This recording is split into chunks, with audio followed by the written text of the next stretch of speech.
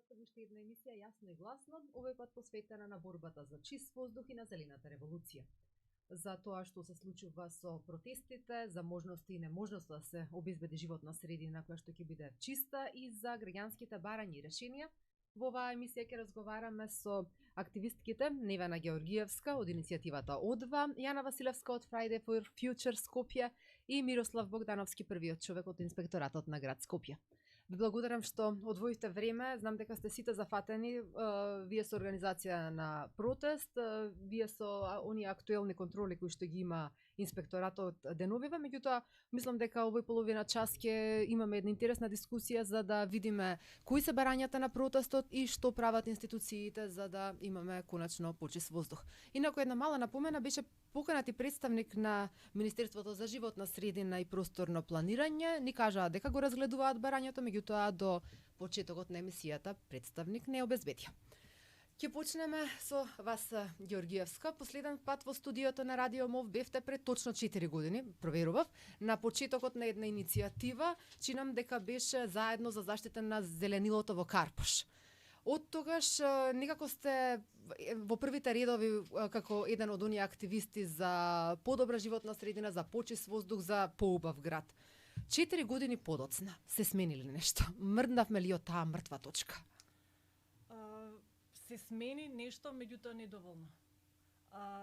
Тогаш бев тука гостин како член на иницијативата заедно за заштита на зеленилото во Карпаш. Се боревме околу новите детални урбанистички планови. Тука запознав други активистки со други проблеми слични. И тука беше на некој начин, тоа беше иницијалниот состанок за познавање, потоа следеше и тој протест од 2015 што се направи, нешто слично како сега, беа повеќе иницијативи здружени и од тогаш почна целава борба. Значи колку што повеќе навлегуваме во работите, толку повеќе гледаме какви се и колкави се сите тие проблеми. Сега во некои работи има поместување, меѓутоа има и назадување на некои работи. Значи додека не почнеме ригорозно ние да се занимаваме со проблемов и да го ставиме на местото каде што заслужува, да одредиме некои мерки и правила, меѓутоа да не гледаме што со другите правиме и на кој начин ги расипуваме или влеваме нов ризик фактор во сите тие исполнувања, не можеме да мрднеме напред. И младите некако почнаа да ја преземаат ова работа со активизмот, кога станува збор за климатски промени, за аерозагадување, за чист воздух.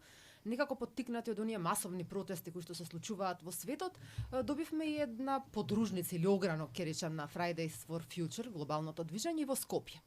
Сега, она што го разликува скопското движење од светското е малата излезност на луѓето. Зошто ни се случува тоа? Пред се, значи, малата излезност тука се случува поради тоа што кај нас, како што предходно напомена Невена, проблемот е примарен, тука се соочуваме со проблеми кои од ден за ден го неспособуваат нашиот секојдневен живот. Значи, ние се бориме со аерозагадување, со загадување на вода, почва, со разноразни општествени и економски проблеми. И климатските промени во моментов кај нас не се разгледуваат како ризик поради тоа што се доволно далеку во иднината за да не мора да мислиме на нив. Она што ние тука сакавме да го направиме и за прв пат, би рекла, во овие иницијативи е тоа што собравме луѓе од февруари, од како почнавме да работиме со движењето, бевме околу 7 до 10 луѓе. Од тогаш имаме барем 100 луѓе кои активно работат сега во организацијата, да речам, и уште толку кои следат, доаѓаат на протести и можеби уште голем број се надевам што до сега сме успеале да им укажеме на климатските промени, односно да почнат да ги гледаат своите активности како нешто што предизвикува поголема промена, односно оној butterfly ефект.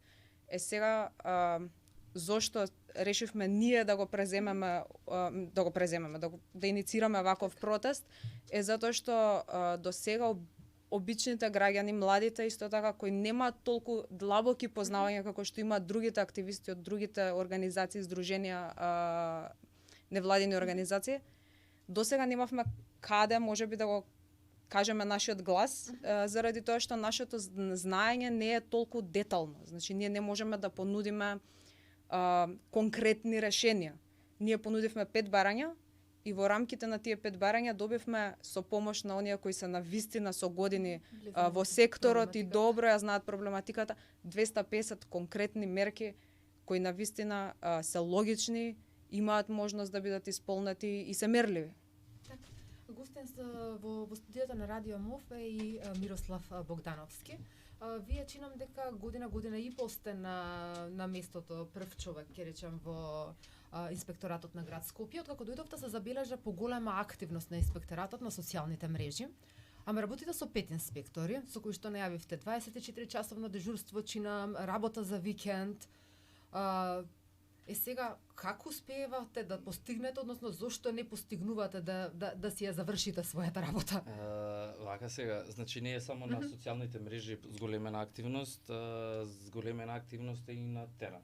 Значи тоа го покажуваат извештаите што секојдневно ги добиваме и ги пратиме инспекторите во својата работа.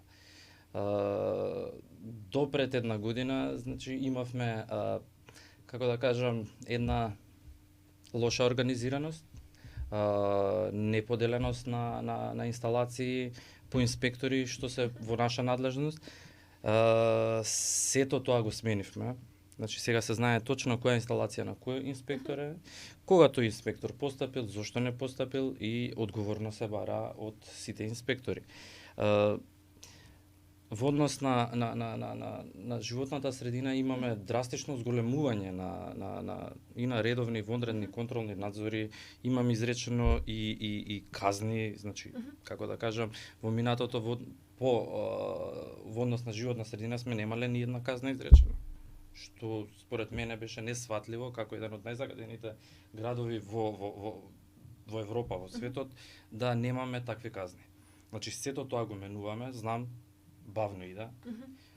Луѓето се тие со кои што треба да работиме. Во тек е огласот, веќе завршен огласот за прием на нови инспектори, но заинтересираноста за некој да работи како инспектор е минимална, односно имаме многу мал број на пријавени кандидати. Значи, јас сакам да зборам со бројки. Така? Имаме драстично зголемување во однос на контролираните субјекти и контролираните инсталации што се во наша надлежност. Така, во наша надлежност се сите, освен големата индустрија, да поедноставиме. Во наша надлежност се бедозволите Така? што се во градот и елаборатите за заштита на животна средина кои ги издава град Скопје. Бројките, сакам да кажам дека го зголемивме и буџетот за акредитирани лаборатории. Ние иницииравме и голема, како да кажам, голема борба беше и промената на овој правилник за гранични вредности, што во минатото, не знам, 12-13 години инспекторите работеле без тие гранични вредности. Сега нејасно е како си ја вршеле работата и како ги мерале сите тие мерења во однос на кој правилник. Ви беше потребна една година за да смените правилник? Ние не менуваме правилник, Така? правилникот го менува Министерството за животна средина. Ние минатиот декември го поднесовме, го поднесовме како барање за измена, ги воочивме проблемите, зашто нели, кога видите нули во однос на платни налози, казни, значи нешто има. Истраживме, видовме дека сега проблемот е што сите инспектори се ќутеле, односно немало иницијатива од страна на инспекторите дека нешто не е во ред, односно дека не може да изрекуваат казни. Незадоволни сте од тоа колку брзо реагираат институциите на она што вие го барате? Например, една година беше потребна за да се смени правилник во кој што покрај бојата на чадот, кој што наједноставно да објаснам, излегува од објектите, ќе смеете да мерите и емисии. Ја знам колку притисок и од сите и баравме и помош и од градоначалник и градоначалникот се вклучи во тој еден, да речам, притисок за побрзо донесување на тој еден правилник кој што е од една-две страни. Апропо овој муабет, имате голем број барања на протестот. Дел од нив барате да се имплементираат веднаш, околу 250 барања се. За дел од нив е рокот март 2020 и дел од барањата се чинам 21 завршување на кандидат на градоначалници и слично. Ако ни требало една година да сменеме еден правилник од една страна, колку време ќе ни е потребно за да се исполнат барањата кои што вие ги имате на протестот? Ако се има воља и ако се работи, може. Значи, овие рокови се исполнливи.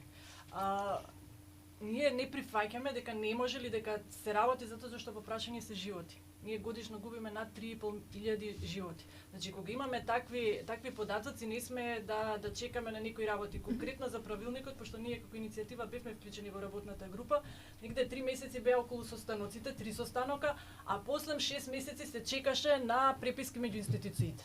Значи, тоа е недозволиво. Тие 6 месеци, колку од тие поминале неказната. Значи, такви работи веќе не смееме такви пропусти и грешки да правиме во системот. Факт е дека наш системот целосно не ни функционира. Затоа овие барања се до владата. Значи, таму се они треба да ги распоредат министерствата и да го координираат целата таа активност. Не може да дозволиме една институција да не работи затоа зашто немаме закон или затоа зашто другата чека нешто. Тука се тие кои треба овие работи да ги координираат. Имаат проблем, треба да го решат. Значи, знаеме колку е комплексно, затоа и ги разделивме вака на неколку работи. Имаме, со првото почнуваме, тоа е отпадот и дупот во Вардариште. Значи, огромни проблеми има инспекторатот сега во Вардариште, затоа зашто таму има диви населби. Град Скопје има обезбедено средства за санација, меѓутоа општина Гази Баба не го носи тој детален урбанистички план, иако носи секој месец скоро и по 1 до 2 други детални урбанистички планови. И што се чека? 5 години се чека новој детален урбанистички план. Значи, нема профит од тоа и затоа сега некој него цел град сноси последици.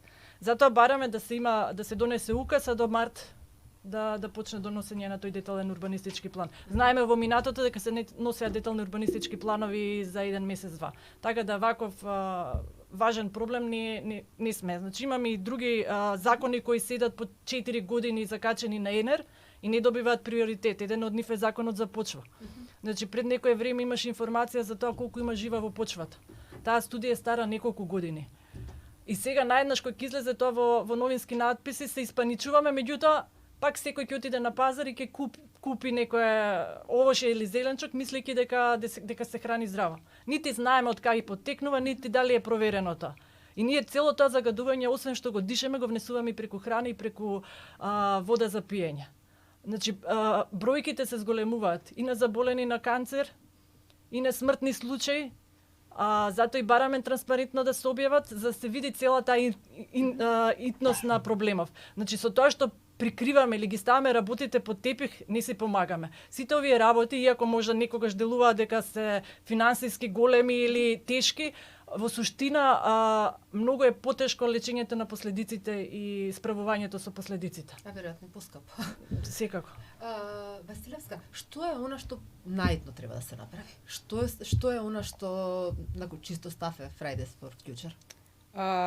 Сега тука е малку би рекла поле во кое што секогаш кога ќе ме прашаат што е она што наитно треба да се направи, значи итни мерки, знаеме тоа се мерки шминка.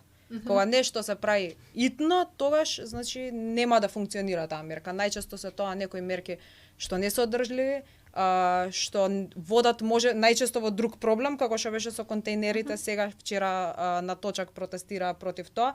Значи донесовме ние нови контейнери. Сега откако стигна имаме проблем. И сега правиме проблем таму кај што претходно со години се работело да се направи нешто чекор напред, правиме 3 назад. Значи, затоа петоци за еднината всушност почнува од големата слика. Тргнуваме од што не чека нас ако продолжиме со ова темпо. Значи, ние неизбежно одиме во еден апокалиптичен свет. Значи, тука не сме ние, затоа климатските промени се глобален проблем. Затоа утре се случува најголемата конференција која организира Обединетите нации со цел да го дискутираат овој проблем и како сеопфатно да биде. Затоа не сакам од овие 250 мерки, би рекла, не би избрала ниту една, што сметам дека треба особено да и се посвети внимание, што треба повеќе или помалку да се приоритизира, ова се 250 приоритетни мерки. Ова се мерки што ние ако сакаме да постоиме утре како држава, не како држава, како човештво, ние мора да реагираме. Бидејќи нема шансе секоја мерка да ја детално протресеме, ќе се обидам да ги сублимирам некако. Ајде да зборуваме за индустријата. Кои се ингеренциите на градскиот инспекторат во делот на индустријата и колку соработувате со државниот инспекторат кој што го зема оној друг дел контролата на големата индустрија? Вака. Државниот инспекторат за животна средина си има своји ингеренции и своји овластувања. Значи тоа се дозволите и елаборати за заштита на животна средина кои ги издава Министерството за животна средина.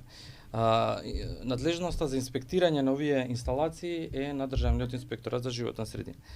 Значи ние во неколку наврати по реакција на граѓани до нас и представки, ние како инспекторат на град Скопје се обративме до Државниот инспекторат за животна средина, каде што баравме да се направат, да се извршат вонредни мерења на одредени инсталации.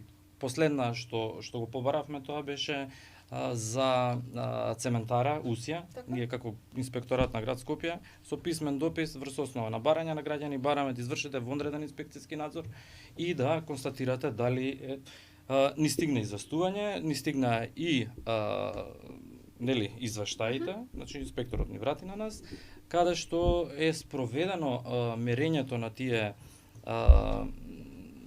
преку акредитирана лабораторија што самата цементара си ја има направена. Значи, инспекторот ја задолжил цементара да си направи мерење и они си го направиле мерењето и тоа ни е вратено на нас. Сега, проблемот е што зошто државниот инспекторат треба да има акредитирана лабораторија? Да, вие бевте еден од тие заговорници за враќање, односно за формирање на таа државна акредитирана лабораторија. Ја бев 8 месеци директор на тој државен инспекторат, така што малце повеќе ги знам работите во однос на средствата што ги оставив за набавка на таква акредитирана лабораторија. Градот Скопје оди на тендер, набавува, со јавна набавка, се набавува акредитирана лабораторија која работи за потребите на градот Скопје, односно инспекторатот. Средства беа оставени во државниот инспекторат да има токму ваква лабораторија каде што ќе може инспекторот во било кое време да спроведе мерење на било која инсталација. Меѓутоа зошто тоа не е направено, навистина не знам после моето заминување од таму, но ќе зборам сега за градот Скопје. Градот Скопје во однос на овие лаборатории го зголеми буџетот тродупло. Значи оваа година ако имавме 500.000 денари во однос на такви акредитирани лаборатории за мерење на овие инсталации, за следната година имаме 1,5 милиони денари. Што значи тоа? Тоа значи поголеми вонредни инспекцијски надзори. Значи до сега имаме, од кога влеза правилникот во сила, до сега имаме направено околу 12 мерења. Значи оној проблем што беше со еден млечен ресторан пред некој ден, што беше по социјалните медиуми, веднаш што акредитирана, одиме таму. Значи, ги зголемуваме тие инспекцијски надзори, вонредни инспекцијски надзори. Имаме состанок во секојдневна комуникација сме со секторот за животна средина. Ние како инспекторат побаравме од секторот за животна средина во елаборатите и дозволите што им ги издава да ги зголемат задолжувањата во однос на мерењата. Значи, до сега имавме ние инсталации каде што е задолжена таа инсталација да врши мерење еднаш годишно. Значи, непрецизирано, дали е тоа во летен, зимски период, во грејна сезона. Сега и тој дел ќе го менуваме и ние бараме најмалце да има едно на квартални мерења да има. Да имаме прв, втор, трет, значи квартално да се мерат тие инсталации. Така, ме интересира. Вие работите со акредитирана лабораторија. Така. Може ли да се случи да треба да мерите кај одредена инсталација со акредитирана лабораторија која им ги прави веќе мерењата на таа инсталација? Тоа е проблемот. Тоа е проблемот што да се контролираат самите себе. Апсолутно, тоа е проблемот со кој, како држава се соочуваме. Постојат 3 акредитирани лаборатории во нашата држава и лесно може да се случи нивното мерење да се совпадне со нашата акредитирана лабораторија која добила на тендер. А по законот за јавни набавки ние може набавка да извршиме за таа работа една, така што би била истиот извештај од таа лабораторија со нашето вонредно мерење. што правиме со индустријата? Кои се вашите барања до двете прашањата? Имаме неколку барања тука за индустрија, издвоени се. Тоа што сега Миро го спомна со акредитираните лаборатории и мерењата. Значи, кога би имале акредитирана лабораторија државна, претпоставам дека и сумите би биле многу помали. Апсолутно. Исто така има барање и за забрана на нова Г1 индустрија. Во постапка е припрема на нов генерален урбанистички план. Меѓутоа, Г1 индустрија тоа е тешка индустрија. Тешка индустрија, да. Со новиот знам дека има тенденција за исфрлање на таква индустрија ван Скопје. Меѓутоа на сила е оној стариот. Имаше таква индустрија веќе зацртана во деталниот урбанистички план на општина Гази Баба. Тој беше донесен и благодарение на наша иницијатива го укинавме. Значи имавме шанса, од една страна зборуваме за загадување, имаше шанса да се направи нова индустрија која тврдеа дека нема да биде Г1, меѓутоа никој не гарантира дека тоа земјиште што требаше да се дае под закуп 99 години, од Г2 нема да премине во Г1. И тоа беше баш во оној округ на Железара. На Железара, точно. Значи тоа се тие такви мерки што не ги гледаат сите, а во позадина идат. Значи не може да се фокусираме само на одредени мерки што ќе ги преземе одредена институција, да не гледаме све останато другите институции што работат и што не работат. Има многу работи околу и за инспекциите бараме исто и да се врши мерење на фугитивните емисии кај големите индустрии, така да барањата се големи, имаме и за регистри за А и Б дозвола за сите што имаат добиени да бидат објавувани, затоа зашто граѓаните кои ќе знаат да пријавуваат и да знаат што се случува, кој каде и кој е надлежен за тоа. Конкретно за ОХИС го разгледувавме лаборатот и лаборатот имате лаборат за заштита на живот, а надлежен е државниот инспекторат за животна средина и Агенцијата за радиолошка и биолошка. Колку пати се излезени на терен пред да се случи тоа преточување. Значи како е правено тоа, целото тоа, кој го вршил таа контрола, тоа треба истражните органи да утврдат и ние бараме јавно обвинителство тука се вклучи конкретно за тој случај. Конкретно за ОХИС да се надоврзам, значи инспекторатот на град Скопје беше прв што влезе после хаваријата значи инспекторите за животна средина и комунален инспектор дежурните влегоа утрото кога се осеќаше нели целата таму чекавме едно 6 до 7 сати да дојде надлежен инспектор. Само тоа ја кажам. Само да прашам, за ОХИС требаше граѓани да пријават дека чувствуваат мирис. За ArcelorMittal чинам дека требаше граѓани да пријават дека водата во Вардар изгледа многу чудно. Да, ама тоа не е воопшто чудно. Значи граѓаните, 4 инспектори може да бидат во еден момент на 4 места. Не може да бидат на повеќе локации. Ме разбирате, граѓаните се тие што инспекторите заедно со граѓаните треба како да ви кажам, граѓаните треба да ги хранат инспекторите со информации, значи тоа е дел од работата на инспекторите. Не викам дека ме сваѓате? Да, но опека не станува збор за чат на стрниште, туку станува збор за нешто многу посериозно. Да, ние веднаш за Арчелор, веднаш излеговме ние во за ОХИС конкретно што ме лаборатот стои дека треба да има 24 часовен надзор. Мислам, како во ваква ситуација граѓаните да веруваат дека институциите работат во нив? Сакам да ја прокоментирате. Зборуваме за систем во кој што немаме државна лабораторија, за ограничен број на инспектори и ограничени надлежности на одредени институции практично, префрлање на топка. Какво е вашето размислување? Кај нас тоа го сакам да го сменам и мислам дека успевам во тоа во однос на префрлање на таа надлежност. Значи нема веќе во градскиот инспекторат доколку некој не е надлежен, па да го не е тоа моја работа и да се сврти на страна. Не, затоа и ги формиравме овие дежурни патроли што се со инспектори и затоа се одмешан состав. Има инспектор за животна средина, комунален инспектор, комунален редар и полицаец. Значи, да не биде после, раководител, ја не можам да направам записник, не е во моја надлежност. Не, сега ќе напишеш записник и ќе го препратиш до тој што е надлежен. Така направивме со ArcelorMittal. Тоа е под државен инспекторат за животна средина, со интегрирана дозвола. Меѓутоа, ние веднаш повикавме лабораторија од водовод, дојде, зема, значи, целата работа ја... Точно зашто ако се чека да дојде државен инспекторат 5 сати, отидоа доказите. Значи се соочуваме со такви работи, сега инспекторот тука треба да реагира. Значи тука сега е инспекцијскиот совет, меѓутоа до инспекцијскиот совет некој треба да поднесе преставка. И сега цел тој врзан круг и најстрашно е сега кога збориме исто за сиве работи, едно од барањата ни е законот за прекршоци. Знаете дека ги намалија за 75% казните и државен инспекторат и јавно на конференција се фали со тоа, дека ние сме ги намалиле казните 75%. И сега имаме околу 12 закони кои треба да се усогласат заради овој закон. Успат на една од тие закони беше и она со протестите. Значи, освен усогласување, може има и некои други работи, се треба сите да ги согледаме тие работи, значи може да се протнати други измени. Така, значи, мислите еден чекор напред, два назад, па...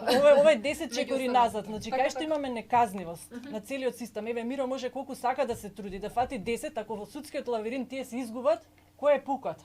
На крај и самите инспектори дигаат раце више. Зашто толку да работат, се трудат, ризикуваат своји животи, а утре со судска одлука излегува, дури некојаш и против нив излегува украјниот случај.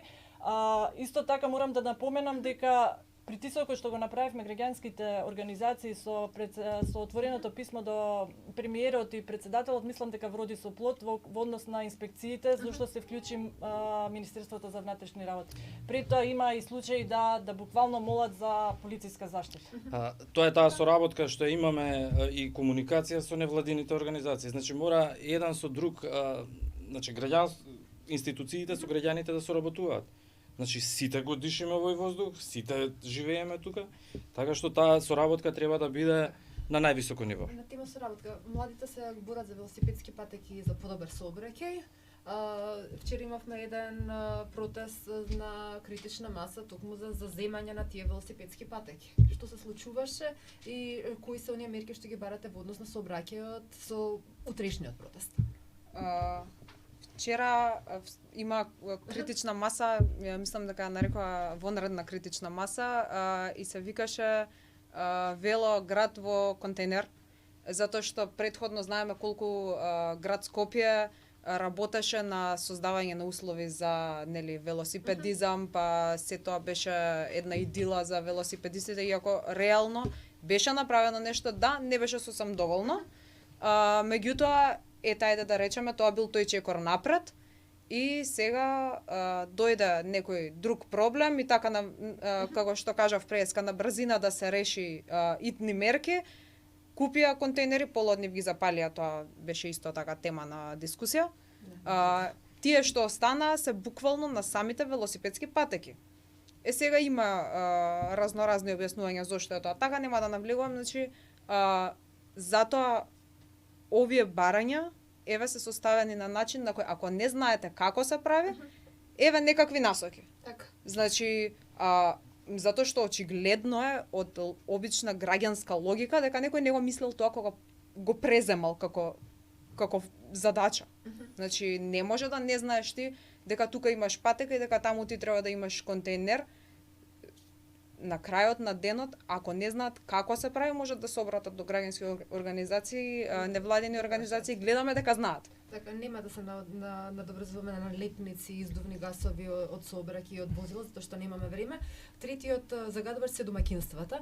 Ќе ве прашам вас за домаќинствата. Дали инспекторатот смее да ги контролира домаќинствата, што горат, што прават и што се случува таму? Значи ние како инспекторат влеговме во не знам, во многу домаќинства влеговме, меѓутоа во нивните дворови. Каде што имаме информација и представки од граѓани, каде што инспекторите по службена должност ќе увидат дека во некој двор се собира, да речам, разновиден материјал кој се користи или ќе се користи за загревање на Или доволно да имат црнчат од соседната куќа на комшијата. Меѓутоа нашата ингеренција е дворот да го изчистиме. Се носи решение кон сопственикот на тој имот за да се исчисти целиот двор од тоа, еве да речам, ѓубре. Доколку не се направи тоа, инспекторот дава решение на комунална хигиена влага, фактурата се доставува на сопственикот на имот. Влегување внатре во куќите, тоа не ни е дозволено освен со судски налог. Така. Тоа значи дека ако имаме сосед кој што гори гуми или лакиран мебел, буквално не можеме скоро ништо да направиме како граѓани. Не баш така, доколку така. Во дворот забележиме ние веднаш ќе реагираме. Така. Меѓутоа внатре во просториите на домот инспекторот без судски налог не може да влезе. Треба да има Ни доказ треба- дека конкретно Така, го така, оставил Така тоа е, што меѓутоа бива- ни еден судија нема да ни даде Да, сакам да судски кажам, не налог можете за да влез. мерите емисии на уџаци од приватни домови.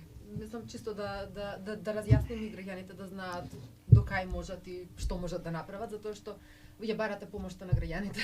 Апсолутно така- и до невладините и до владините, значи за измена на тие закони каде што ќе може ние да некој ако гори било што во својот дом да биде санкциониран. Ние секојдневно имаме представки од граѓани за комшии што нели од нивните оџаци излегуваат секаков чат. Значи тука е потребно промени на одредени законски регулативи, членови за да може да се овозможи ова. Затоа зашто и во кривичниот закон стои убаво што е загадување на животната средина, дека е кривично дело, а и оној кој знаела не преземал нешто исто така е кривично дело. Тоа Е значи сега дека- да, и сега се сведуваме на некои правилници, подзакони што нешто не возможува, значи целата таа нефункционалност се гледа во тоа. Нудите некакво решение? Ја како пример сакам само да кажам, ние инспекторатот на град Скопје поднесе кривична пријава за загадување на животната средина и не баре бевме соучесници во тој прекршок. Така што тука треба системски, законски да се определат точно постапките како се за да може ние да постапуваме односно инспекторите. Зашто секој сноси последици, инспекторите сносат последици. Така. Значи тужби имаме инспектор во однос на чистење на кога се чистеше Подкале, значи таа дива населба на времето пред 6-7 години, имаме инспектор што е сега во Страсбург, се уште се судат. Така што две страни има, значи од една страна се невладините кои како да кажам, они го тужат инспекторот зашто беше средано во минатото Подкале. Конкретно еве да спомнам уште една небулоза, се нудеат субвенции за палети и брикети, а немаме стандарди. Значи, колку е тоа што се гори, квалитетно и не загадува, никој не знае. Исто така се форсира гасоводот дека тоа ќе не спаси од загадувањето, а обновливи извори многу малце се застапени. Ние едно од барањата е веќе енергија од обновливи извори, каде што бараме да речеме на оние простори што се диви депонии, како што е сега Шуткав избегува, да се направи ревитализација на просторот и тука да се направи централа на обновливи извори каде што ќе може да се снабдува населението од околните населби. Тоа е се социјално загрозени во главном и нивниот изговор за горење гуми и се што е во тоа што они немаат друга алтернатива. Нудењето на инвертори секако нема да помогне на оваа група на луѓе. Затоа буквално цело време на тоа потенцираме. Треба системско решение и треба сите да бидат заангажирани, да се вклучат. Еве една подлога, па сега нека зема да работат. Да почнеме од негде. Имаме протест кој што е најавен за утре. Протестот се случува во очи на избори кои што треба да не се случат, треба да се формира во меѓувреме и техничка влада и слично. Се плашите ли дека утре ќе имаме заокружување со црвени кругови на одреден дел од луѓето кои што ќе излезат на протест и од евентуална партизација можеби? Не, од причина што кога во други ситуации, кога се работело за, да речам, некои идеолошки, ајде, така да ги наречам, протести, го имало тоа затоа што лесно да покажеш со прст. Мислам дека нашата иницијатива ниту една гарнитура не сака да присвои кон себе, затоа што ќе треба да се посвети на тоа. Ако рече некој, ние многу сакаме овие се со нас затоа што нели се бориме ние многу за климатски промени, значи треба да имаат нешто да понудат. Идеологија е лесно да се продава. Тука ние бараме конкретни решенија, конкретни барања, нешто што се гледа, односно во нашиот случај за жал воздухот се гледа, а не би требало да се гледа. И се мириса. Да, и се мириса и сега значи кога нема да се гледа и кога ќе се мириса и нема да се мириса, тогаш може да кажат дека да, овие се од нашиве, а другиве да речат, абе заокружи ги, овие се од таму. Вака сме ничии. Уште само јас извинувам да нагласам дека со петоци за едината уште кога започнавме, значи она што дава легитимитет пред се затоа што сме дел од едно глобално движење и максимално се трудиме целосно да си го задржиме интегритетот преку тоа што Нели, имаме јасни ставови, стоиме за своите ставови во секое време. Значи, и апсолутно сме финансирани од сопствен джеп, односно за се што до сега сме направила, сме си брцнале во нашите финансии, така што. Накосо, утре, која ќе биде рутата на протестот и кои се вашите очекувања? Рутата почнува во 5 часот пред Министерство за животна средина, тоа е значи позади зградата на А1 или ВИП постаро. Се оди до парламентот, пред парламентот, потоа се врти према владата. Значи некаде 18 часот ќе бидеме пред владата и тука ќе се одржат неколку говори. Само да одговорам околу партизација и плашење од заокружување. Јас лично не се плашам, меѓутоа дека постои обиди да се изманипулира дел од јавноста дека е партиско, постои. Вчера беа најавите дека бојкотот значело партизација. Меѓутоа, сите се удрија фокус на бојкотот. Ние такви барања имавме и кај председателот.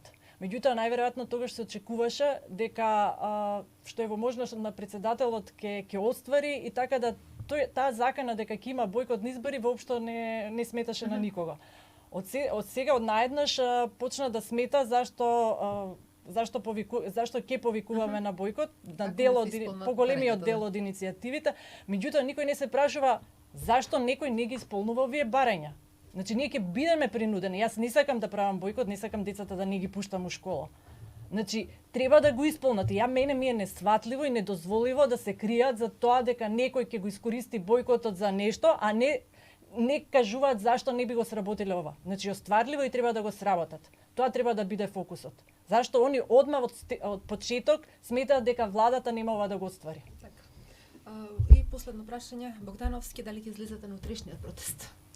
Ние на утрешниот, мислам, лично ме прашувате мене како, значи конкретно во 17 часот, како што кажа Невена, имаме закажано мерење на 2 локации, така што јас сум на сите протести. Сме се гледале со Невена на протести, значи апсолутно немам никаков проблем.